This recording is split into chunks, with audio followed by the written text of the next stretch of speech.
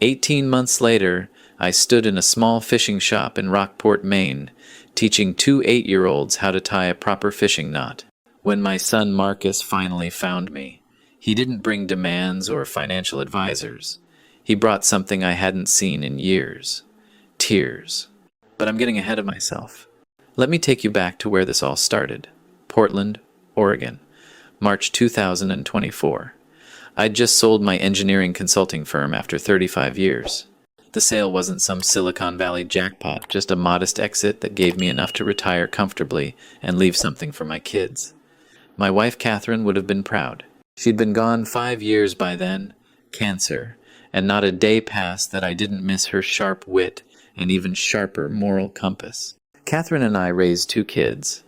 Sarah, our oldest at 37, became a high school teacher.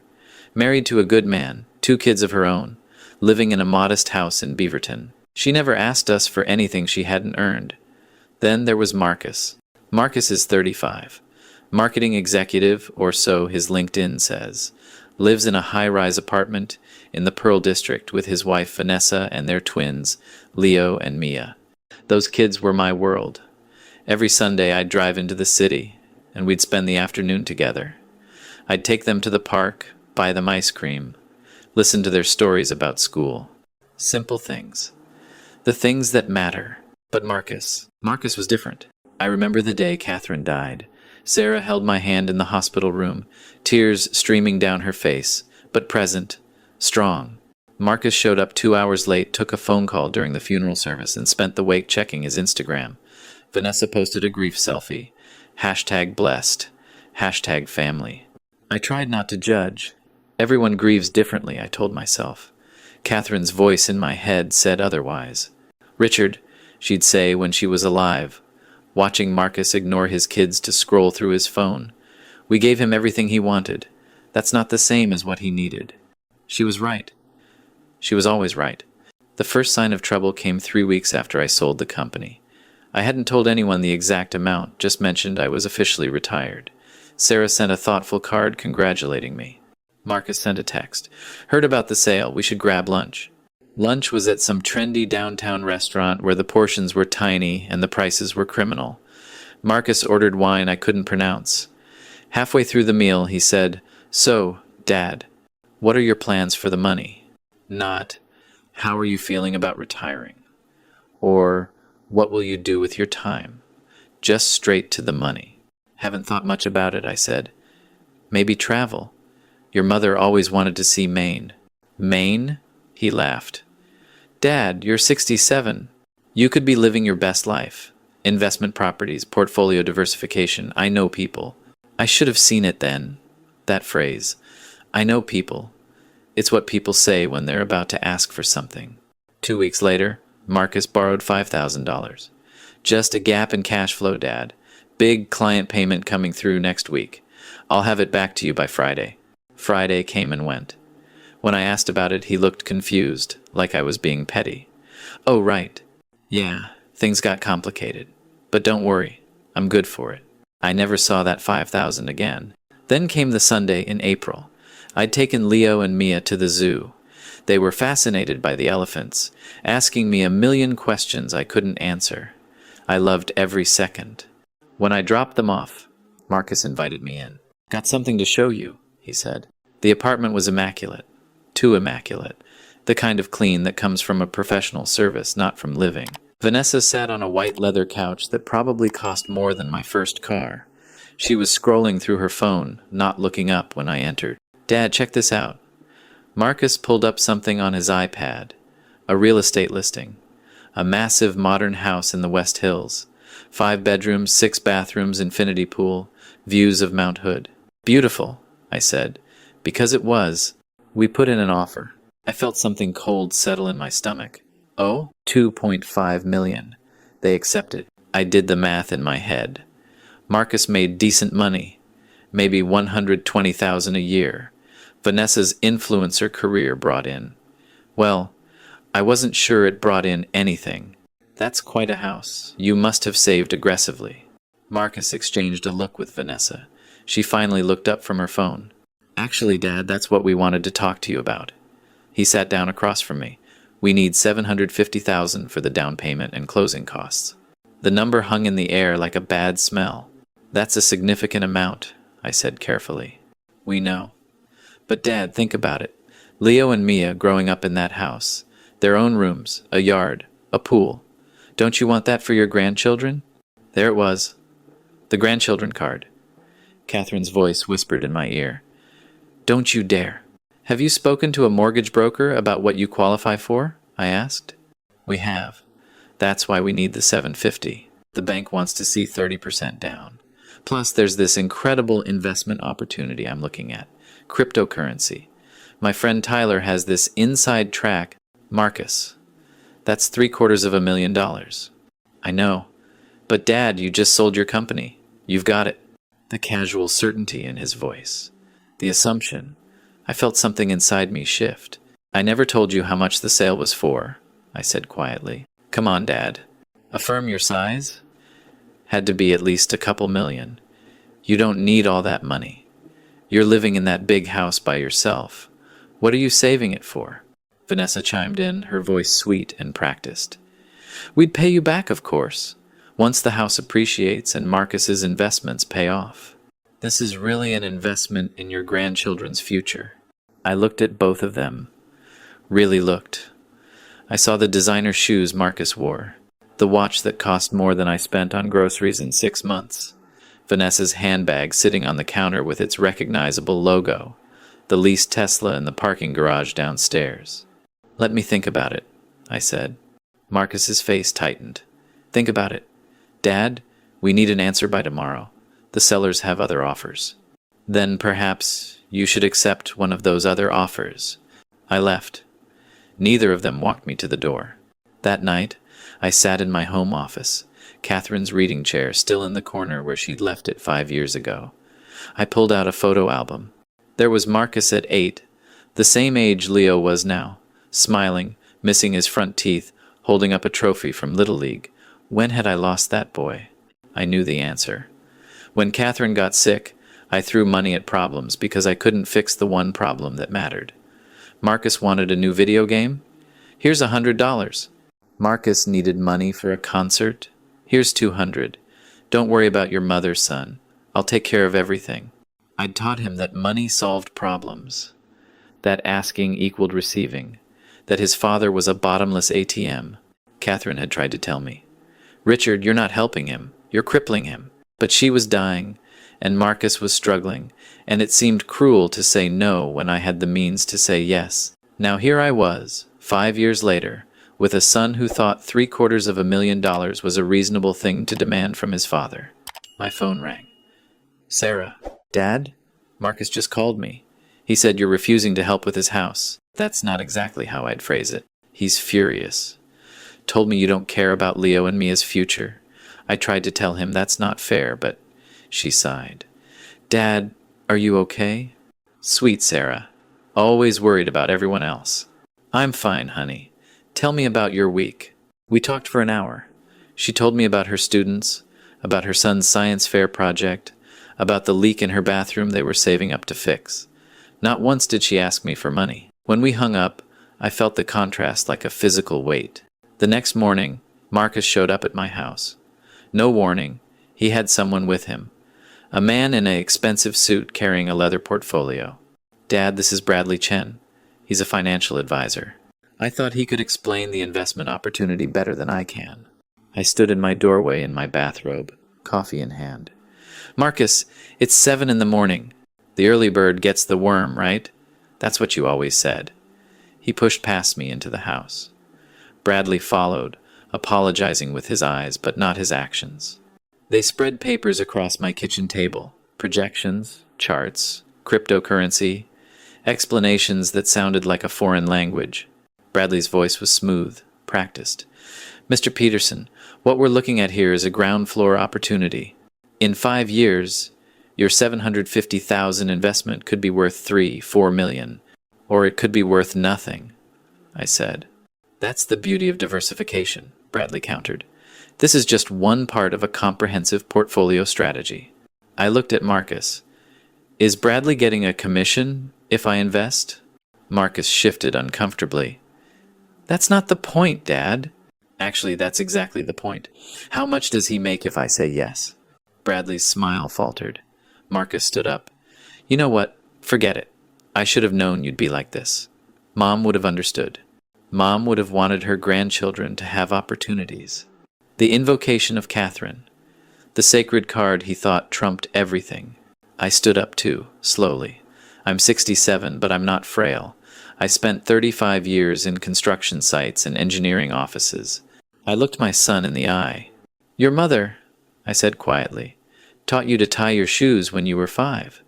She made you return a candy bar you stole from the grocery store when you were 7 and apologize to the manager. She refused to buy you a car when you were 16, made you work all summer at that landscaping job to buy your own. She taught you that character is built in struggle, not comfort. So don't you dare tell me what your mother would have wanted. I knew her for 42 years. You had her for 31. And she would be ashamed of the man you've become. The words hung in the air.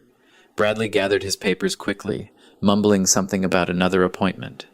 Marcus stared at me, his face red. I can't believe you just said that. I can't believe I had to. He left. Slammed my door so hard a picture fell off the wall.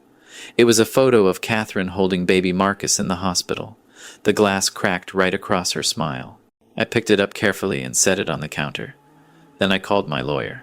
Daniel Reeves had been my friend for 20 years. Handled Catherine's estate, my business sale, our wills. He answered on the second ring. Richard, how's retirement? Complicated. Can you come over? He heard something in my voice. Give me an hour. Daniel arrived with coffee and legal pads. I told him everything. When I finished, he sat back and whistled. 750,000. That's bold. That's desperate. Daniel, I need to do something, but I can't just cut him off. He's my son, and there are Leo and Mia to think about.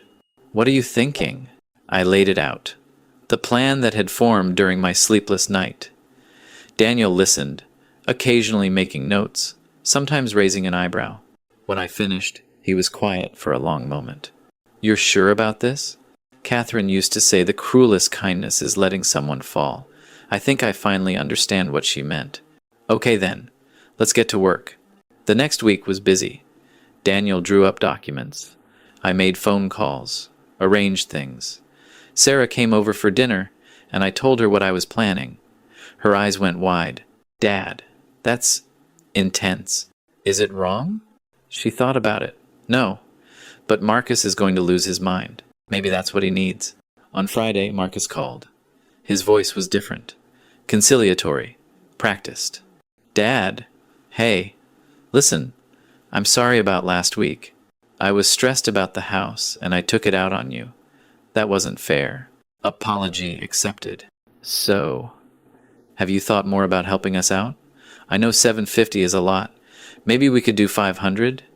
Just for the house. Forget the investment thing. 500,000. Like he was haggling at a flea market. Marcus, can you and Vanessa come over Sunday afternoon? Bring the twins. I want to talk to all of you. He perked up immediately. Yeah, absolutely. 2 o'clock? Perfect. Sunday morning I woke up at 5. Couldn't sleep. I walked through my house room by room. Catherine and I bought this place in 1990. Raised our kids here. Every corner held memories. The scuff mark on the wall where Marcus crashed his bike indoors. The height marks on the doorframe tracking Sarah's growth spurts. The kitchen where Catherine taught them both to make her famous lasagna. I packed methodically. Clothes, toiletries, important documents. Not everything. Just enough. At noon, Sarah arrived. I'd asked her to come early.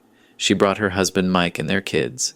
You're really doing this? She asked, seeing my suitcases by the door. I am. Where will you go? Somewhere quiet. Daniel knows how to reach me. You'll know in a few days. She hugged me tight. I love you, Dad. I think Mom would be proud. I hope so. Her family left around 1:30. I watched them drive away, then made my final preparations. At 1:50, I heard a car pull up. Marcus's leased Tesla. I watched through the window as they got out.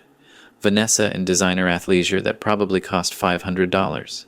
Marcus in clothes that screamed, I'm successful. Leo and Mia looked like normal kids, thank God. Jeans and t-shirts. They rang the doorbell. I opened it, smiled. "Hi, Grandpa." Leo hugged my legs. Mia followed. I held them for a moment. "Hey, monsters. I've got cookies in the kitchen. Why don't you two go grab some?" They ran off. Marcus and Vanessa entered, looking around like they were appraising the place. Maybe they were. "So, Dad," Marcus started, that hopeful tone in his voice. "You wanted to talk?" "I did. Have a seat." They sat on the couch. I remained standing. "I've been thinking a lot about your request. About the house, the money, all of it." Marcus leaned forward. Vanessa's eyes were bright. "And I've made a decision." "That's great, Dad. Really great. I'm not giving you the money." The hope drained from Marcus's face. "What?" "I'm not giving you $750,000. Or $500,000. Or any amount for a house you can't afford." Marcus stood up. "Are you serious?" "After everything. But," I continued, "I am doing something for Leo and Mia." I handed Marcus an envelope. He opened it. Inside were documents Daniel had prepared. Trust fund paperwork. $50,000 for each of them, I said, in an education trust. They can't access it until they're 21, and it can only be used for college, trade school, or starting a business. Not for houses, not for cryptocurrency, not for bailing out their parents. Vanessa made a sound like a wounded animal. "You're giving money to the kids, but not to us?" "The kids didn't demand it. The kids don't view me as an ATM.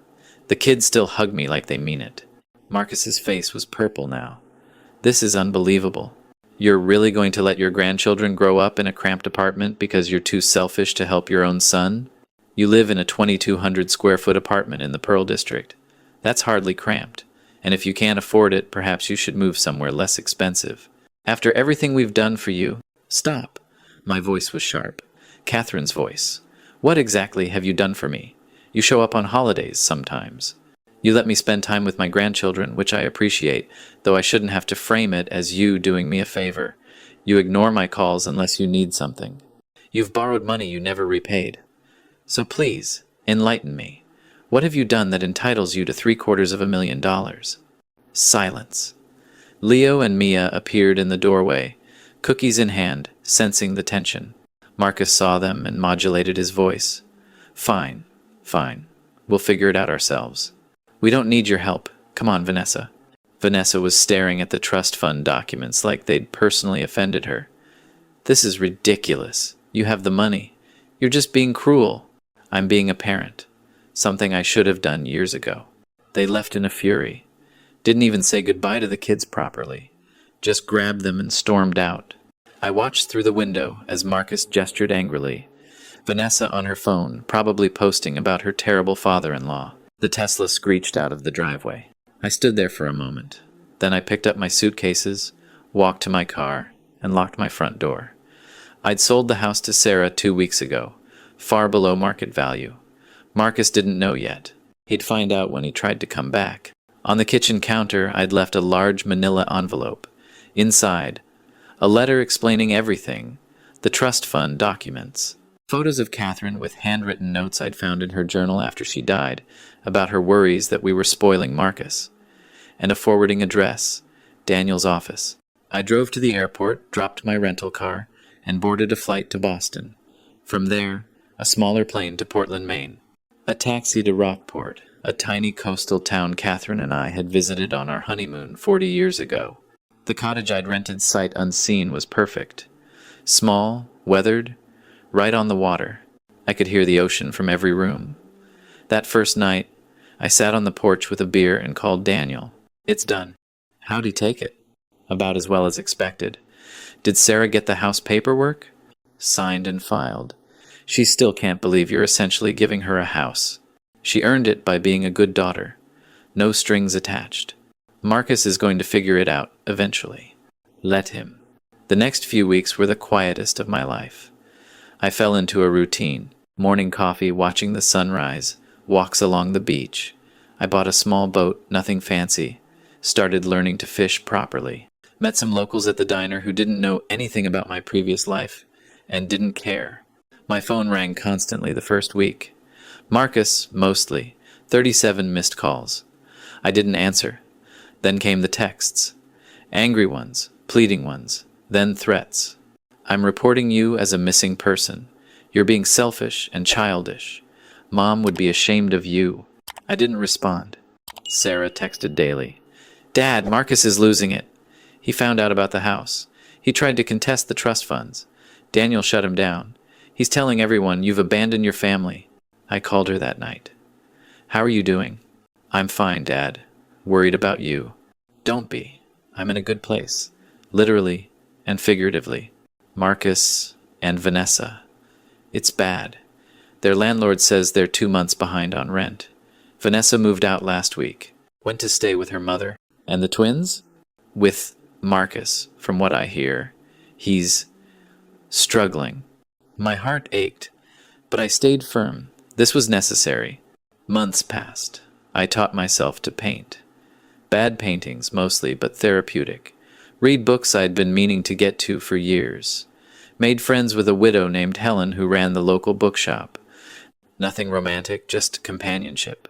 We'd have coffee and talk about novels and grandchildren. Daniel sent updates via encrypted email. Marcus lost the apartment, moved to a smaller place in Gresham. Got a second job doing freelance marketing. Vanessa filed for divorce, seeking primary custody. Sarah reported that Marcus looked exhausted, but different. Quieter. Less angry. More present with the kids. After a year, Sarah sent a photo. Marcus and the twins at Leo's Little League game. Marcus was coaching. He looked older, thinner, but he was smiling. Really smiling. And Leo looked proud. I studied that photo for a long time. 14 months after I left, I got a letter forwarded by Daniel. It was handwritten. Marcus's handwriting, which I recognized from old school notes and birthday cards. Dad, I don't know if you'll read this. I don't know if you'll ever want to talk to me again. I wouldn't blame you. I've had a lot of time to think. About what you said, about Mom, about who I became. You were right. About all of it. I didn't see you as my father. I saw you as a solution to problems I created. I took and never gave. I taught my kids that Grandpa was someone we visited when we wanted something, not someone we loved because he's family. I lost everything. The apartment, the car, Vanessa, almost lost the twins in the custody battle. The judge said I needed to prove I could be stable, so I did. I'm working 2 jobs. Living in a small apartment. Leo and Mia share a room. We can't afford camps or new toys or any of the stuff I thought they needed. And you know what? They're happier. We make dinners together, play board games. I coach Leo's baseball team. Mia and I planted a garden on our balcony. Small things. Things that don't cost money. Mom's things. The things you tried to teach me. I'm sorry. I'm so sorry. For the way I treated you. For the things I said about Mom. For being the son you deserve to lose. I don't expect forgiveness. I don't expect anything. I just needed you to know that I finally understand. The trust funds you set up for the kids? I tell them about those every week. About how their grandpa loved them enough to think about their future even when I couldn't. About how that's what real love looks like. I hope you're happy, wherever you are. You earned peace. Your son, Marcus. I read that letter a dozen times. Then I called Daniel. I need you to do something for me. The next day, Leo and Mia's 9th birthday, packages arrived at Marcus's apartment. For Leo, a new baseball glove and a book on pitching techniques. For Mia, an art supply kit and a book about famous artists. No return address. The card said, Happy birthday. Love, Grandpa. P.S. Character is built in struggle, not comfort. You're doing great. Marcus called Daniel's office. Daniel called me. He's crying. Wants to know how to reach you. Not yet, but soon. I gave it another 4 months. I needed to be sure. Daniel sent updates. Marcus got a promotion at his main job. Cut the second job down to part-time. Moved to a better apartment. The divorce finalized, but he and Vanessa worked out a cordial custody arrangement. Most importantly, he stayed consistent with the kids. Then came the email from Sarah. Dad, you need to see this. It was a video. Leo's baseball team had made it to the championship. Marcus coached them to victory. The video showed the last play. Marcus lifting Leo in the air, both of them laughing. Then the parents gave Marcus a plaque thanking him for volunteering his time all season. The Marcus in that video looked nothing like the man who'd showed up at my house with a financial advisor. This Marcus looked tired but genuine, proud but humble, present. That night, I booked a flight to Portland, Oregon. I didn't tell anyone I was coming. Rented a car at the airport, drove to Leo and Mia's school. Got there just as classes let out. I stood by the fence, watching. Marcus pulled up in an older Honda. No more Tesla. The twins ran to him, backpacks bouncing. He caught them both in a hug, and they talked animatedly about their day. All three of them laughing. Real laughter, not the performative kind from before. I walked over. Marcus saw me and froze. "Hi," I said. He just stared. The twins looked confused. Then Leo gasped. "Grandpa?" They ran to me. I knelt down, and they tackled me with hugs. I held them tight, my eyes burning. "Where have you been?" Mia asked. "We missed you so much." "I missed you too, sweetheart, both of you." Marcus hadn't moved. I stood up slowly, faced him. We looked at each other for a long moment. "I got your letter," I said. His voice cracked. "I didn't think you'd read it. I've read it about 50 times. Dad, He stopped, swallowed hard, tears running down his face. "I'm sorry. I'm so sorry. For everything. I don't expect you to forgive me, but I needed you to know that I'm trying. I'm really trying to be better." I looked at him, really looked, saw the exhaustion, the sincerity, the change. Not perfect, not complete, but real. "Your mother used to say that apologizing isn't about the words, it's about the actions that follow." I gestured to the kids, to the old Honda, to everything he'd become. "You've been showing me your apology for months. I just needed to see if it would stick." "It will. I promise it will." "Good. Because these two deserve the best version of their father." Leo tugged my sleeve. "Grandpa, are you staying? Can you come to my game tomorrow?" I looked at Marcus. He nodded, hope in his eyes. "I'd love to, buddy. I'd really love to." That night, Marcus and I talked. Really talked. For hours. He told me everything. The debt from trying to keep up appearances, the fights with Vanessa, the moment he realized his kids were happier with less, the shame of proving me right, the slow, painful process of rebuilding himself. I told him about Maine, about the fishing, the painting, the peace I'd found, about Catherine's journal entries I'd been reading, where she'd written about her fears for Marcus and her hopes that he'd figure it out someday. "She believed in you," I said. "Even when she was hardest on you, she believed you'd find your way." I wish she could see me now. She can. I believe that. Before I left that night, I handed Marcus an envelope. "What's this?" "Open it later." The next morning he called me crying. Inside was a check. Not for $750,000. For $50,000. And a note. "This is for you to put in a savings account. Emergency fund only. When the twins ask you for their first cars, tell them no. Make them work for it. But if they need it for something real, it's there. Love, Dad." We met at Leo's game that afternoon. I sat in the bleachers next to Sarah and her family. Marcus coached from the dugout. When Leo hit a double, Marcus jumped and cheered, and Leo's smile could have powered the entire city. After the game, we all went for pizza. Cheap pizza, the kind that comes on paper plates. The kids were hyper, talking over each other. Sarah's kids and mine playing together like old times. Marcus looked at me across the table. "Thank you," he mouthed. I nodded. "Welcome home." It's been 6 months since then. I split my time between Rockport and Portland now. Got a small apartment here so I can see the kids regularly. Marcus is doing well. Promoted again. Dating someone new. A teacher Sarah knows. Someone steady and kind. Last week, Marcus asked if I wanted to go fishing with him and the twins. We drove out to the Columbia River. I taught them how to tie proper knots, how to cast, how to wait patiently. The same things my father taught me. At one point, Marcus pulled me aside while the kids were focused on their lines. "Dad, I've been thinking about the trust funds, about everything you did." "Yeah? You could have just cut me off, told me I was a disappointment, and walked away forever. But you didn't. You gave the kids security. You left the door open just enough. You taught me the hardest lesson in the hardest way." He paused. That's love. Real love. I put my hand on his shoulder.